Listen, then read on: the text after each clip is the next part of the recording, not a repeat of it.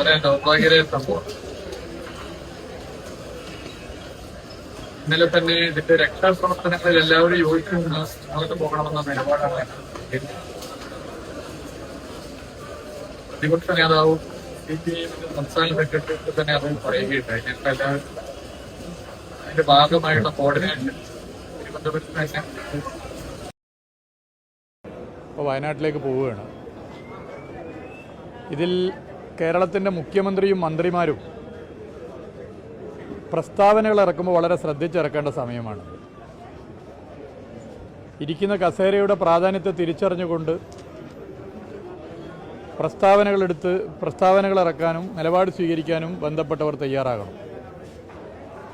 ഈ ഘട്ടത്തിൽ പോരായ്മകൾ പറയേണ്ട സമയമല്ല എന്ന് ഇന്നലെ പറഞ്ഞിരുന്നു. എന്നാൽ അത് പറയാൻ നിർബന്ധിതരാക്കുന്ന നിലയിലേക്കുള്ള പ്രസ്താവനകളാണ് മുഖ്യമന്ത്രിയുടെ ഭാഗത്തുനിന്നും മന്ത്രിമാരുടെ ഭാഗത്തുനിന്നും ഉയർന്നു വരുന്നത്. ചില UDF നേതാക്കന്മാരും ആ നിലയിലാണ് പ്രസ്താവനകൾ ഇറക്കുന്നത്. ഒരു മന്ത്രി സംഭവം നടന്ന ഉടനെ തന്നെ പറഞ്ഞത് മാൻ മെയ്ഡ് ഡിസാസ്റ്റർ എന്നാണ്, മനുഷ്യനിർമ്മിത ദുരന്തമെന്നാണ്. മറ്റൊരു മന്ത്രി പറഞ്ഞത് ഇത് എൻ്റെ വകുപ്പിനെ ബാധിക്കുന്ന പ്രശ്നമല്ല, എൻ്റെ വകുപ്പല്ല ഇതിൻ്റെ കാരണം, മറ്റു വകുപ്പാണെന്നാണ്. വേറൊരു മന്ത്രി പറഞ്ഞത് ഇത് പഴയ ഗവൺമെന്റ് ഉണ്ടാക്കി വെച്ച പ്രശ്നമാണെന്നാണ്. മുഖ്യമന്ത്രി പറഞ്ഞത് കരാറുകാരനാണ് ഇതിന്റെ എല്ലാം കുഴപ്പം എന്നുള്ളതാണ്.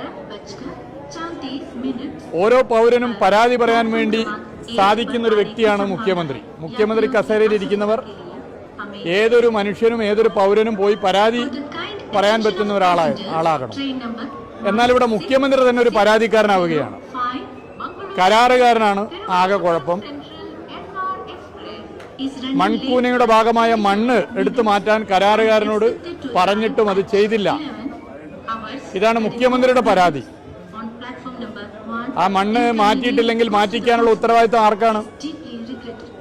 മാറ്റിക്കാനുള്ള ഉത്തരവാദിത്വം സർക്കാരിനല്ലേ, മുഖ്യമന്ത്രിക്കല്ലേ? വിവിധ വകുപ്പുകൾ ഏകോപിപ്പിച്ച് അതിന് നേതൃത്വം കൊടുക്കേണ്ടത് മുഖ്യമന്ത്രിയല്ലേ? ജൂൺ മാസം 20-ന്റെയും ജൂൺ മാസം 25-ന്റെയും യോഗങ്ങൾ, അതുമായി ബന്ധപ്പെട്ട കാര്യങ്ങൾ ഒക്കെ നമുക്കറിയാം. ഞാനെല്ലാം ഇപ്പൊ പറയുന്നില്ല. വയനാട്ടിൽ പോയി അവിടെ കാര്യങ്ങൾ കണ്ടതിന് ശേഷം മറ്റു കാര്യങ്ങൾ പറയാം. അവിടെ നമ്മൾ പരിശോധിക്കുന്ന സമയത്ത് മണ്ണ് മാറ്റാൻ വേണ്ടി പറഞ്ഞ് ജൂൺ 25-ന് വീണ്ടും പറഞ്ഞിട്ടും മാറ്റിയിട്ടില്ലെങ്കിൽ ഡിസാസ്റ്റർ ആക്ട് പ്രകാരം, മാനേജ്മെന്റ് ആക്ട് പ്രകാരം, DMA പ്രകാരം അതിന്റെ ഭാഗമായി നിലപാട് സ്വീകരിക്കാം, കർക്കശ നിലപാട് സ്വീകരിക്കാം.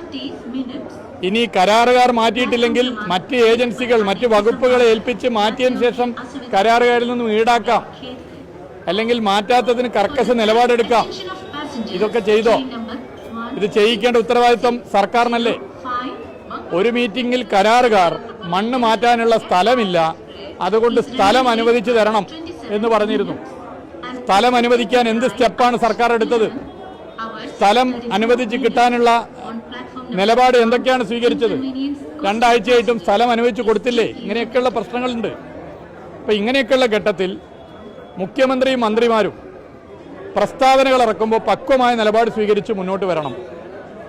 അതിന് വിഭിന്നമായ നിലപാട് സ്വീകരിക്കുന്നത് ഒരു തരത്തിലും യോജിക്കാവുന്ന രീതിയല്ല. മുഖ്യമന്ത്രി തന്നെ ഒരു പരാതിക്കാരനായി മാറുകയാണ്. നിയമസഭയിൽ പ്രസംഗിക്കുന്നത് പോലെ, പത്രസമ്മേളനത്തിൽ വാചക കസർത്ത് നടത്തുന്ന പോലെ എളുപ്പമല്ല മുഖ്യമന്ത്രി കസേരയിൽ ഇരുന്ന് ഭരണചക്രം തിരിക്കാനെന്ന് കേരളത്തിന്റെ മുഖ്യമന്ത്രി ശ്രീ VD സതീശൻ മനസ്സിലാക്കണം. ഇവിടെ വളരെ ഗൗരവത്തിൽ ഈ വിഷയത്തെ കാണാനും മുന്നോട്ട് പോകാനും എല്ലാവരും യോജിപ്പിക്കാനുമാണ് തയ്യാറാകേണ്ടത്. പ്രസ്താവന യുദ്ധം നടത്താനല്ല മുഖ്യമന്ത്രിയും മന്ത്രിമാരും തയ്യാറാകേണ്ടത്. അല്ല, ഞാൻ അതിലേക്കൊന്നും ഇപ്പോൾ പോകുന്നില്ല. അനാവശ്യ പ്രസ്താവനകൾ, അപക്വമായ നിലപാടുകൾ മുഖ്യമന്ത്രിയും മന്ത്രിമാരും കൈവിടണം. അത്തരം നിലപാട് സ്വീകരിക്കരുത്.